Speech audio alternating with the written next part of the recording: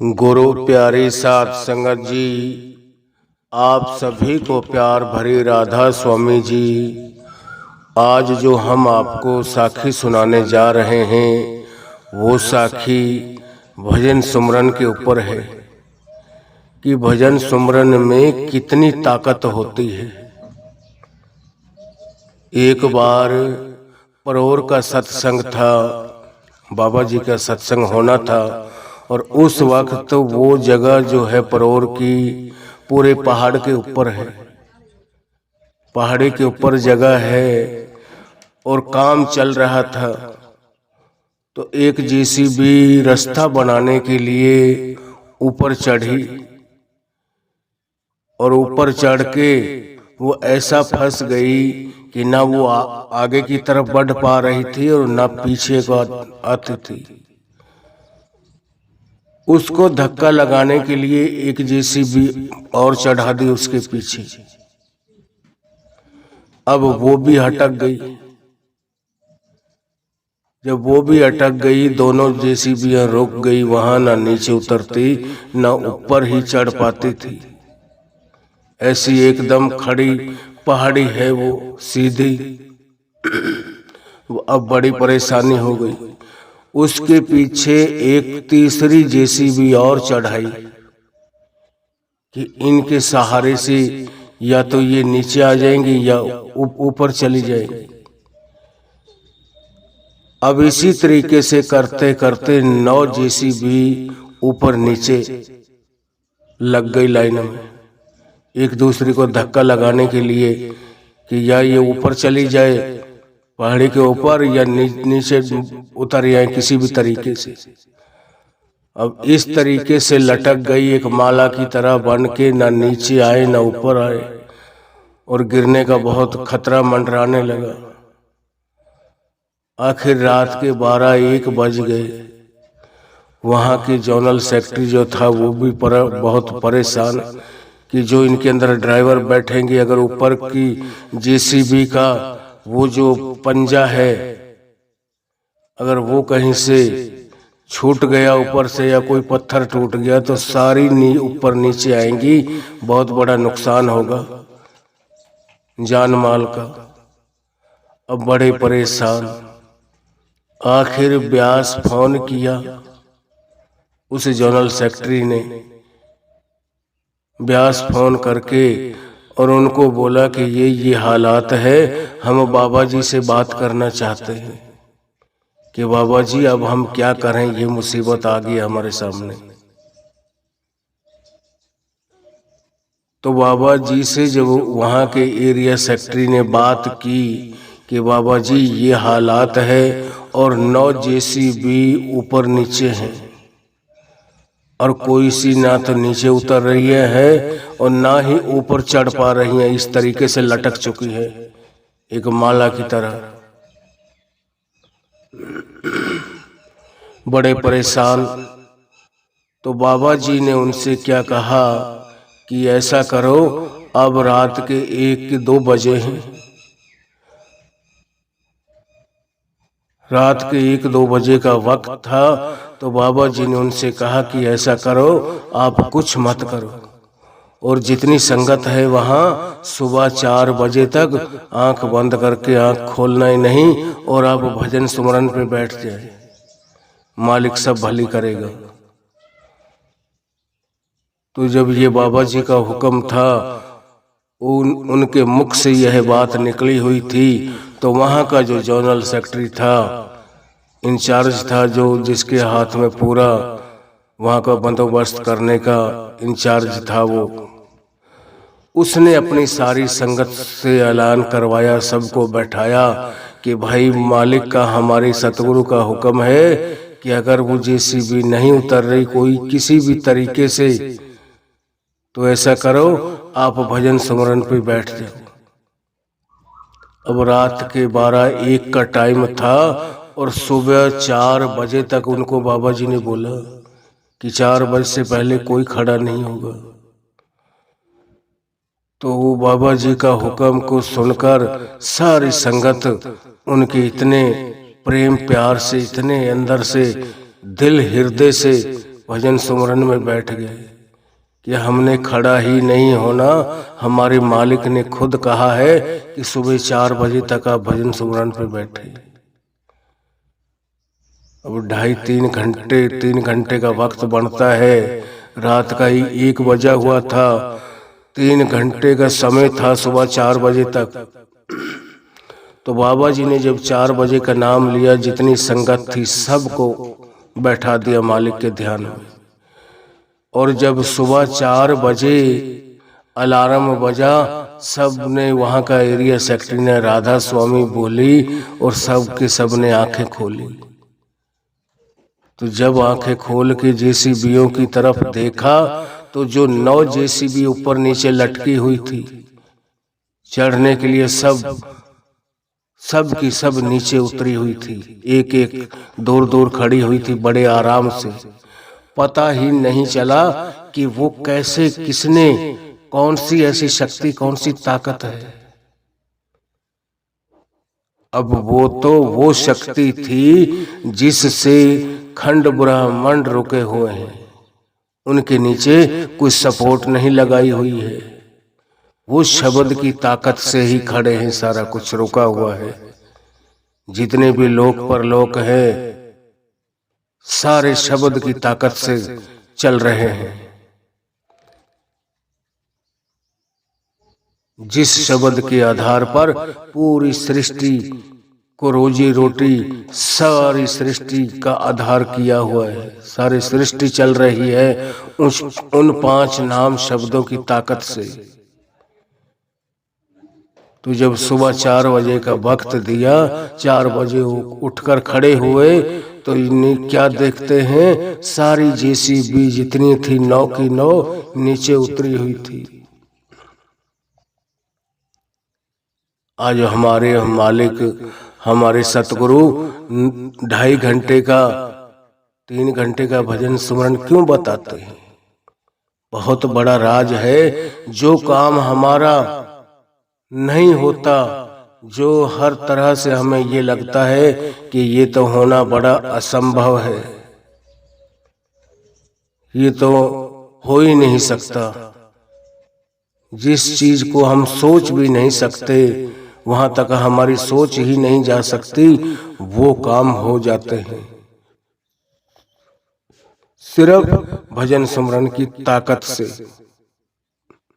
इसीलिए वाणी में भी आता है, सर्व रोग का औषध नाम, कि सारे रोगों की, सारी परेशानियों की वो दवा है भजन सुमरन, जिसको हम वक्त नहीं देते। और जिस दिन जो इंसान मालिक के हुक्म में, मालिक के भाने में रहकर उस भजन सुमरन को जो हमारे सतगुरु ने दिया है हमें, फिर दुनिया की कोई ताकत नहीं कि हमारा वो काम ना हो। चाहे कोई कितने भी बड़े से बड़ा हमारा कोई काम अटका हुआ हो, हम मालिक के ऊपर छोड़ के मालिक की भजन बंदगी में बैठ जाए, हमें पता भी नहीं चलेगा कि वो काम कब हो गया। मगर हम तो बाहरी तरीके सोचते हैं और उपाय करते हैं कि इस तरीके से ये काम हो जाए, इस तरीके से हो जाए। असल काम है जो, उस काम को हम भूले हुए हैं। हमारा काम है भजन सुमरन का। जब वो पूरी जेसीबीओ उतर गई भजन सुमरन की ताकत से, सबने भजन सुमरन किया। जब दिन हुआ तो बाबा जी हेलीकॉप्टर से आए, जहाज से, और पहाड़ी के ऊपर उतारा जहाँ कुछ जगह बनाई हुई थी साहब। जब ऊपर उतारा तो सारी संगत ने इतने प्रेम पूर्वक उनके दर्शन किए, और प्रेम के जो अंदर से, उनकी अंदर से प्रेम की ज्वाला उमड़ी हुई थी, वो प्रेम की आंसू बहा रहे थे और अपने मालिक के, अपने सतगुरु के दीदार कर रहे थे कि हे मेरे मालिक, हम सोच नहीं सकते थे कि ये जेसीबी अब सही सलामत उतर भी जाएंगी। कितना मुश्किल काम था। साइंस तो इसको पता नहीं किस किस तरीके से क्या क्या जरिया बनवाता, कैसी कैसी चैन कॉपियों को मंगवाता, क्या करता। और आपने 2.5 घंटे के 3 घंटे के भजन सुमरन से पता भी नहीं चलने दिया कि वो कब एक एक करके नीचे सारी की सारी उतरी मिली हमें। तो सारी संगत बाबा जी के दीदार करके कहने लगी, वाह मेरे मालिक, आप ही जाने, हम आम इंसान अंदाजा नहीं लगा सकते कि वो मालिक क्या चीज है। वो तो आप परमात्मा होते हैं, हमारे जैसा शरीर लेके हमारे बीच में आते हैं। और जब बाबा जी वहां सारी संगत को दर्शन देके वहां घंटा आध घंटा रुके, जब जा रहे थे तो हेलीकॉप्टर के चारों तरफ संगत उस कुल मालिक के अपने सतगुरु के दीदार करने के लिए बैठी हुई थी कि बाबा जी आएंगे, ये जहाज पे चढ़ के जाएंगे वापस। तो बाबा जी जब आए और बाबा जी जहाज में चढ़े, अभी 2 सीढ़ियां चढ़े थे तो संगत उनके दीदार करके इतनी प्रेम में रो रही थी, इतनी उनके अंदर तड़प जाग चुकी थी, हद से ज्यादा। तो मालिक वो तो दया का सागर है, वो हमारी आत्मा, हमारी विरह को समझते हैं कि ये मेरे बच्चे, मेरी औलाद कैसे मेरे लिए तड़प रहे हैं, कैसे रो रहे हैं कि बाबा जी मत जाओ। तो बाबा जी 2 सीढ़ियां जहाज की चढ़ने के बावजूद जब ये हालात देखी तो बाबा जी से भी उनकी तड़प, उनकी विरह सहन नहीं कर पाए और दोबारा नीचे आ गए। जब दोबारा नीचे आए तो जो जहाज के चारों तरफ संगत बैठी हुई थी, सबको हाथ जोड़ के राधा स्वामी बोली। जहाज के चारों साइड बाबा जी धीरे धीरे धीरे धीरे सबके ऊपर दृष्टि डाली, सबको दर्शन दिए और उसके बाद में फिर दोबारा से जहाज पे चढ़े और फिर सीधे ब्यास चले गए। ये हमारे उस कुल मालिक की बात है, हमारे संत सतगुरु की ये महिमा है।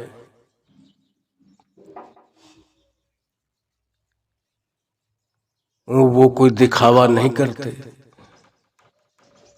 वो अपने पांव हाथ नहीं दबवाते, अपनी सेवा में किसी को मजबूर नहीं करते।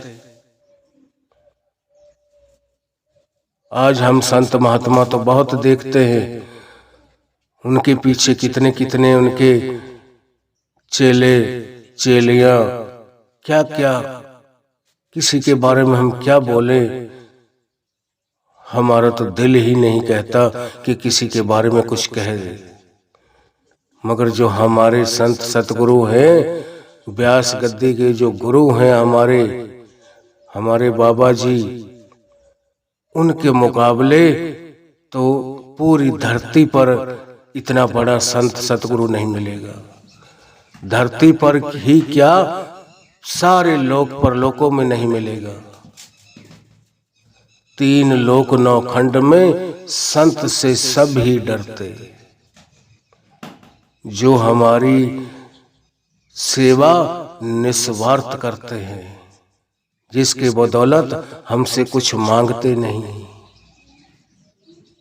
आज जो हम सेवा पे भी जाते हैं ना, ये इसके लिए भी बाबा जी ने कहा है कि इनको मत बुलाओ आप, और आप मजदूरी देकर नौकरों से काम करवा लो, वो मंदा पड़ेगा।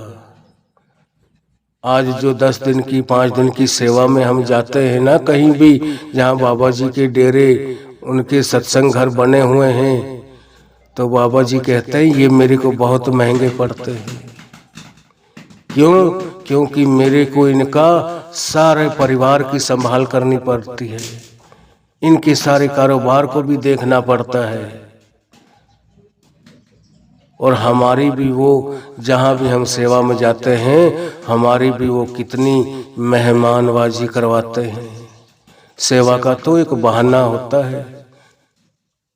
घंटे 2-2 घंटे बाद कभी लंगर आ रहा है, कभी चाय आ रहा है, कभी कोई गर्मियों के वक्त में कोई शिकंजी पिलाने आ रहा है।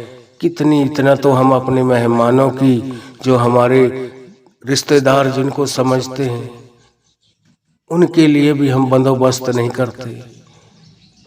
इतना बढ़िया साफ सुथरा खाना, और जी चाहे जितना खाओ। अपार दया मेहर है उनकी, उनके भंडारे सदा भरपूर रहते हैं, कभी खत्म नहीं होते। तो हमें भी चाहिए हम अपने पूरे मालिक की, पूरे सतगुरु की पहचान करें, तब उसके पास लगे। आज इस कल युग में गुरुओं की कमी नहीं है, संतों की कमी नहीं है। संत अपने आप को कहलाना बहुत बड़ी बात है। आज हर आदमी, उसने कपड़े भगवा पहन लिए और वो साधु बन गया, संत का उसने दर्जा दे दिया। ज्यादातर लोगों को ये भी पता नहीं कि संत कहते किसको हैं, संत की क्या महिमा होती है और उनके अंदर क्या गुण होते हैं, कितनी ताकत के मालिक होते हैं वो। संत वो होता है जिसने अपनी सारी इच्छाओं तृष्णाओं को खत्म कर दिया हो, शून्य कर दिया हो। जैसा कि हम, कोई भी हमें हारी बीमारी लग जाए, हमारे डॉक्टर कोई ऑपरेशन करे किसी भी चीज का, तो पहले शून्य करने का इंजेक्शन लगाते हैं। तो हम अपनी खुली आंखों से देखते रहते हैं कि डॉक्टर अब क्या निकाल रहे हैं, हमारे अंदर से क्या कर रहे हैं, मगर हमें दर्द का पता नहीं चलता। हमें महसूस ही नहीं होता कि क्या कुछ कट रहा है या नहीं कट रहा।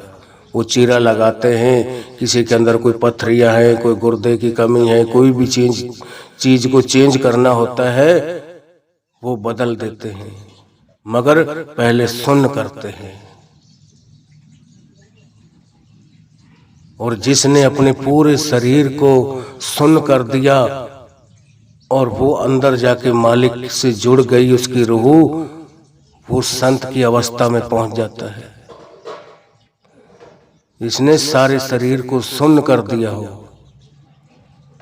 अब इनकी जितने संत महात्मा हैं, इनकी तो किसी भी इंद्रिय पे सुन्नाईपन नहीं है। इनके अंदर वही विकार, वही काम क्रोध लोभ मोह अहंकार, सब कुछ वही जागृत रहता है। इनको कोई भी बात कह के देख लो, आजमाइश करने के लिए एकदम से उसके ऊपर अटैक करेंगे।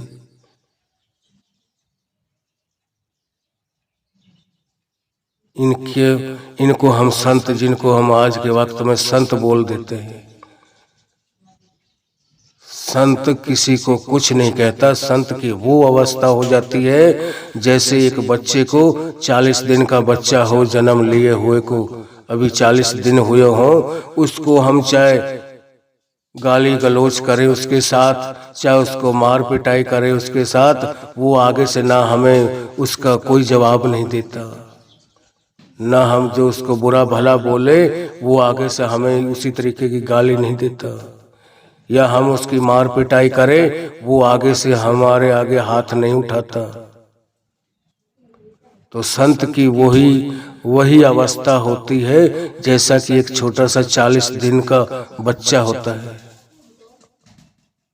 इसीलिए वाणियों में भी कहा है, बोल कबोल संत सहे अवर से सहा न जाए, कि जो लोगों के मेहने ताने बोल कबोल वो पूर्ण संत ही सहन कर सकता है, जिसने अपने पूरे शरीर को सुन कर रखा हो।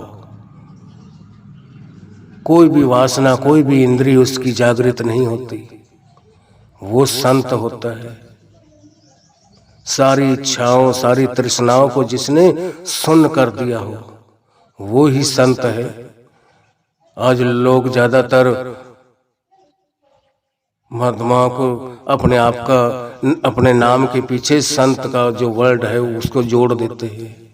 उनको ये भी मालूम नहीं कि संत कहते किसको हैं, संत के अंदर गुण, उनके अंदर खासियत, उनकी महिमा क्या होती है।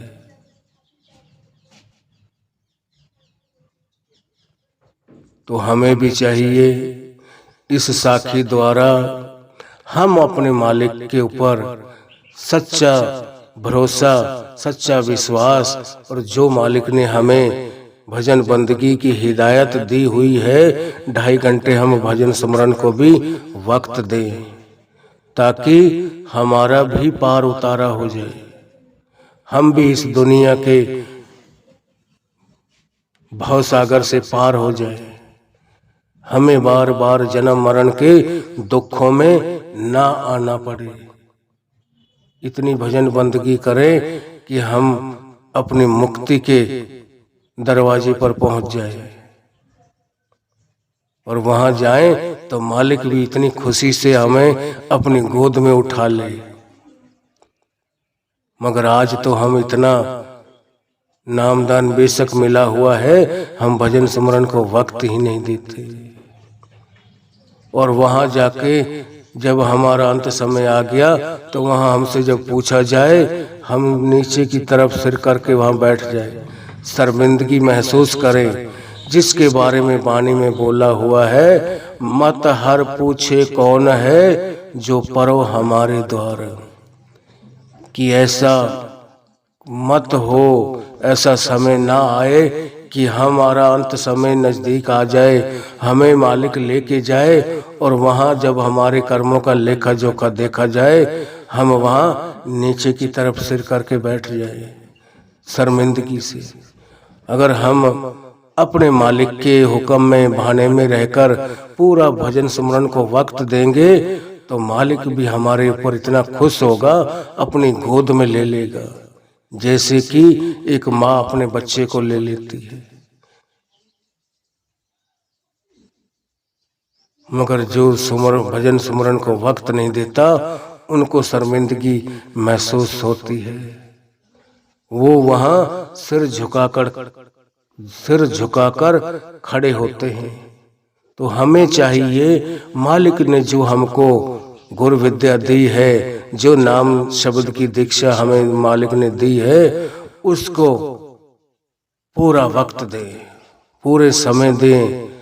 हमारा हर वक्त उठते जागते चलते फिरते हर वक्त हमारा ख्याल मालिक की तरफ लगा रहना चाहिए, ताकि मालिक हमारा अंत के समय हमें अपने साथ ले जाए और सदा सदा के लिए अपनी इस बूंद को अपने समुद्र में, अपने उस भवसागर में मिलाकर उसी का रूप बन जाए। जब आत्मा परमात्मा में मिलकर परमात्मा का ही रूप धारण कर लेगी। ये जब तक आत्मा कहलाती है, जब तक उस परमात्मा से अलग है। और जो रूह कमाई करके अपने 9 द्वारों को खाली करके 10वें में पहुंच जाती है, अंदर से मालिक के उनके नूरी स्वरूप के दीदार करती है, अंदर वो शब्द धुन से जुड़ जाती है, अंदर वो उनकी लाइट, उनकी सारी खुशियों का एहसास करती है, तो कितनी खुशी होती है उस जीव को और उनके सतगुरु को कि ये मेरा प्यारा बच्चा है। तो हमें भी चाहिए अपने सतगुरु के भाने में रहें, उनके हुक्म में रहें और उनकी भजन बंदगी करके अपना पार उतारा हम भी कर जाएं। अगर आप हमारे रूहानी साखियाँ चैनल पर नए हैं तो हमारे चैनल को लाइक व सब्सक्राइब जरूर करें जी। राधा स्वामी जी।